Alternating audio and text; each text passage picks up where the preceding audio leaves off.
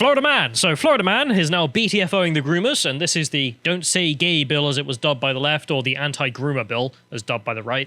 And of course, we can have a look at this. This is AP News reporting here that the, quote, Don't Say Gay bill passed by Florida Governor Ron DeSantis. Florida Governor Ron DeSantis signed a bill into law on Monday that forbids the instruction on sexual orientation and gender identity in kindergarten through 3rd grade. Sane. Yes. What are you doing trying to sexualize 3-year-olds and 4-year-olds? They're not sexual creatures. Unless you're a nonce. A policy that has drawn immense national scrutiny from critics who argue it marginalizes LGBTQ people. Interesting criticism. What? Yeah. Why are they making that link? Just if you want to sexualize kids, you must be LGBTQ. Says the left. I'm not even joking. This has been the Democratic Party response entirely to that quote, which is you can't do this in kindergarten. All the LGBTQ people I know want children away from their parades. They don't want children because they're like, this is our space where we can I can't let go if there's like children watching. Obviously. That's the difference, as you see. But we'll move forward to the hoes who are mad about all this because there has been this debate, well, not really a debate, screeching, and it's finally passed. So we have George Takei, who is, of course, screeching. Ron DeSantis just signed the Florida Don't Say Gay / Don't Say Trans bill into law. Ron DeSantis is garbage. Cope and seethe, Mr. Takei. Wow. You lose. It's a nice ad hominem. I mean, it doesn't really explain to me why it's a bad bill. No, even though, well, because it's not. I mean, that's why. We move forward. We can also see a Democratic strategist here. So I believe this guy describes himself as Democratic digital strategist, and him.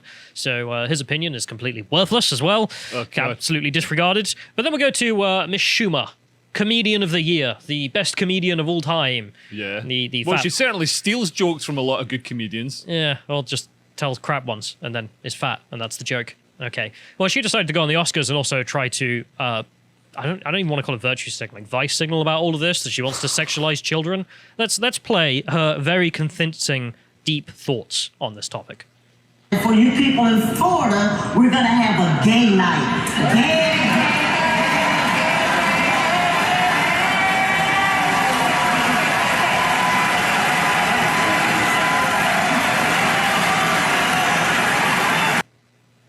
Just the state of these people. And I'm sorry, but could their worldview really be more incapable of any serious thought? I mean, just look at them. Like, just gonna say the word gay. BTFO'd the right. Yeah. That's it. I mean, could you find a more simplistic people than the people in that room? I mean, frankly, on politics, I don't know who is dumber than people who actually believe that kind of thing. But we'll go forward. We can see this graph as well, which has been tweeted out in response to Amy Schumer being simple. And obviously people pointing out that, curious that people are moving to Florida. What is this? En masse. This is people leaving California. People are leaving California and moving to other states. Yeah, so this is people fleeing California en masse, like hundreds of thousands of people. Is this because like property prices and also just my mate was over it, so he's a film producer and he was over in LA and he said it's the first time he's been to America and not enjoyed it. He said everything's really expensive now. They've had huge inflation. But also just everywhere in LA, all the like places that used to be really cool, it's covered in like tents. There's so many homeless people around, it was really sort of not a nice. I mean, it looks horrible. I mean, from some of the like short documentaries we've seen of just Americans visiting LA for a day, it's just like row of tents and then racial pride flag. Yeah, that's the symbol of the whole place. That's all it is. And as you can see, people leaving en masse, also including Florida there. Quite a lot going there. I believe Florida had, 300,000 net immigrants into Florida from other states in the United States who just fleeing there. And as you can see, going to Texas and anywhere else. Usually Arizona. Yeah. Is it Arizona the one next to? I believe that is Arizona, yeah. I may be wrong. My American geography can be useless at times if it's not about New Vegas. It's a big country. Yeah. Anyway, but people fleeing en masse from California because they don't want to stay next to these simpletons who screech gay because they think that's an argument. Anyway, let's just hope that the fleeing people from California at least learn the same lesson that the people fleeing to Hong Kong did, which is leftism bad. Although hopefully, well, maybe they won't. But let's move forward. I think in Hong Kong they're having that drilled out of them. No, but it's just like, all the Hong Kong was a city essentially largely built on refugees from the mainland at one point, which is just like loads of people being like, yeah, communism sucks, I'm leaving. Yeah. So hopefully these people fleeing California learn the same lesson. And then communism got back in. Yeah. If we move forward, we can see some other activism from the left here, which was to buy a huge sign that just says the word gay. That was always allowed. It's still allowed. Yeah.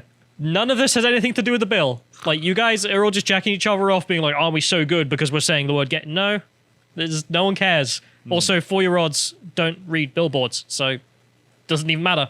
Like, you've done nothing here. If we go to the next one, we can see some memes about this response. It's just like libs, just when nobody does anything, of course. Just holding a big sign that just says the word gay. I was like, okay, no one cares. It's got nothing to do with the bill. If we move forward, we can see some schools that decided to prove that they are not highly politicized indoctrination camps by staging huge protests against this, or at least organizing the defenseless children to protest against it.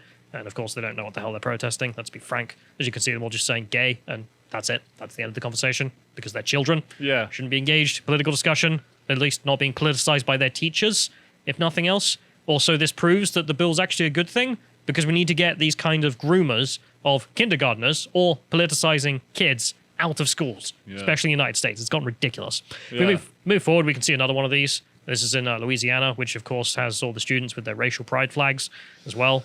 Do you know what the racial pride flag is? No. So you got the pride flag, the traditional conservative one on the right there, with the rainbow. Oh, it's just the one with the big sort of triangle in it. Yeah, but it's also got black and brown stripes, which keeps because of course the black and brown people separate but equal. The rainbow stripes in the original pride flag didn't include black people because the rainbow stripes exactly correlated with white people's skin color. Yes, it obviously did.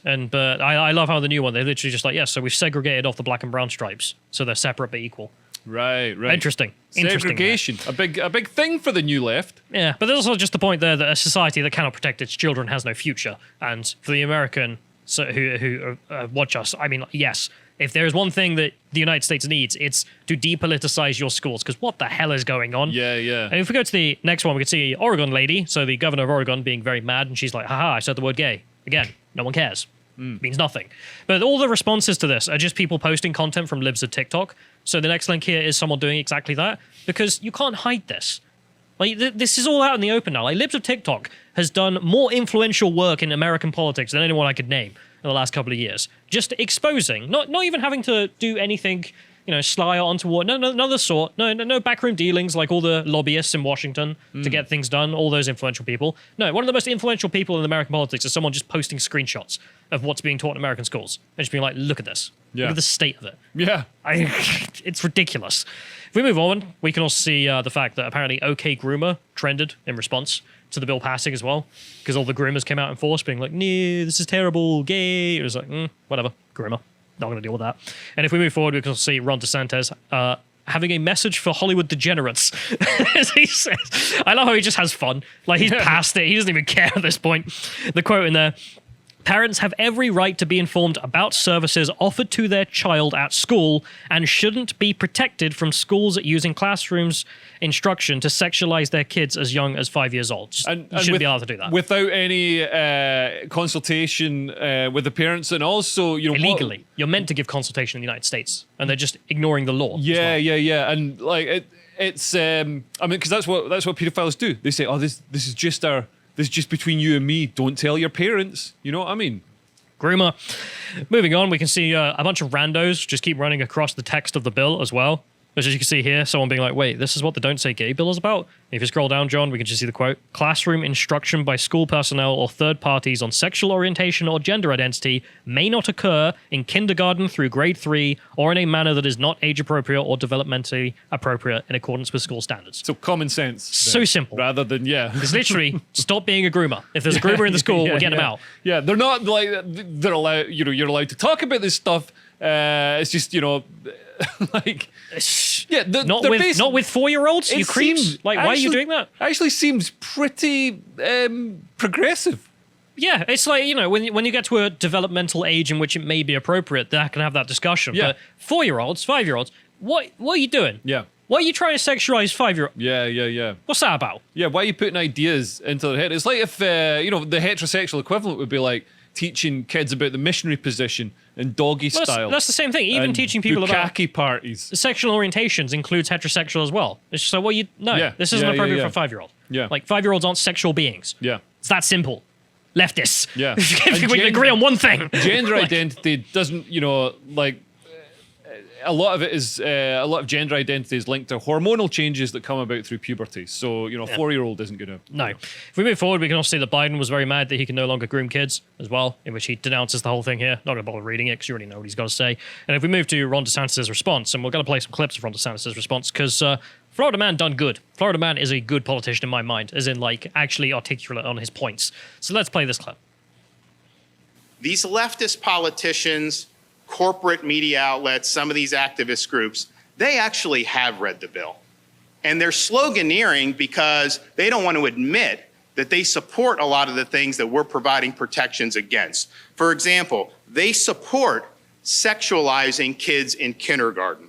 They support injecting woke gender ideology into second grade classrooms.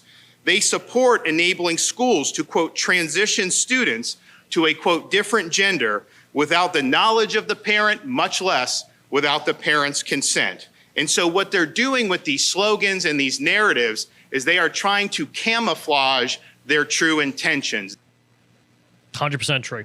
Right on the money. I have nothing to add to Ron DeSantis' speech there because that was brilliant. If we get to the next one, we can also see Joe Rogan has seen through this as well.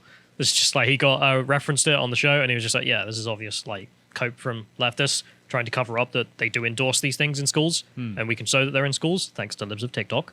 But if we continue, we can see more of Ron's response, which is also just fantastic, in which he just says, I'm not backing down. Go to hell, all of you. Not interested in your criticisms, you bunch of nonsense. Let's play. We will continue to recognize that in the state of Florida, parents have a fundamental role in the education, healthcare, and well-being of their children. We will not move from that. I don't care what corporate media outlets say. I don't care what Hollywood says. I don't care what big corporations say. Here I stand. I'm not backing down. Good on him, and good on Florida, thankfully, for having a governor like that. I know a lot of people are very jealous, and I know some Floridians who keep messaging me just being like, God, I love living here.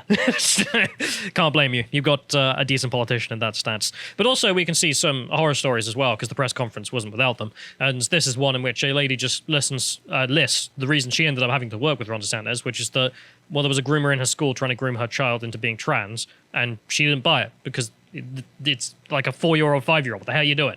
So, let's play. In September of 2020, my daughter told me after school she had a meeting with school officials that was held behind closed doors where they asked her which restroom she wanted to use.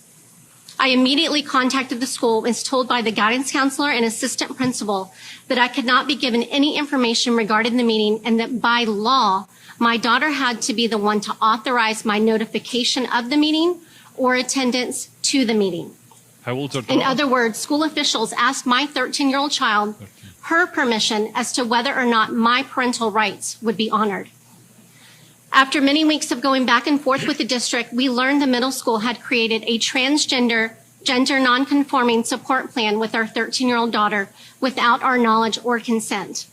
The plan was a 6-page document completed with my daughter behind closed doors with 3 school officials that included the guidance counselor, the assistant principal, and a social worker I had never met. The plan also directed school staff to use my daughter's birth name when speaking to us, her parents, and to use a different name in school with teachers, staff, and students. This plan directed school staff to conceal from us that this meeting and plan had ever taken place. This created a huge wedge between our daughter and us because it sent the message that she needed to be protected from us, not by us. Social transition is a medical and mental health intervention that can lead to significant decisions that will impact the child's mental and physical well-being. Often, social transition is the first step toward medical transition, and schools are grossly unqualified to be taking these steps without parental involvement. It's 100% true. Yeah. Like, what are you doing? But Like- she seems like quite annoying. She seems like quite annoying. Well, therefore, she deserves to have her children taken from her by the I was schools. 13 years old. You know what I mean? Maybe. In the 80s, 13-year-olds, were having sex with David Bowie and John Lennon. Like, or That wasn't good either. Or marrying Bill Wyman. Ugh. So, yeah, I don't know. Like, I think a 13-year-old, that's sort of that's not as bad. I thought she was going to be like, my kid's like 4. Well, that's as young as it's going. I mean, that's why the Right. bill had to go down that low. Right, yeah, But she's yeah. just one example of a mother who came in and was like, yeah, the school decided that I shouldn't be given any information on this. Yeah, and I mean, actively that's kept it from me. terrible. Why? But at the same time, she's Why got can't one you of those vote voices. for Oh, God. Well, that doesn't change the reality that she's a parent and deserves And the I'd be rights like, of her kids. listen, lady, all right, whatever. Have your homeschool your daughter. I agree. Yeah.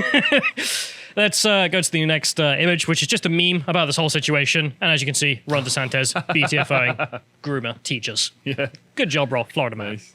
If you appreciated that segment from the podcast, The Lotus Eaters, you can go to lotuseaters.com to get access to all the premium content we have on the site, such as this article by Carl Benjamin, The Census Data Proves Britain is Not a Nation of Immigrants.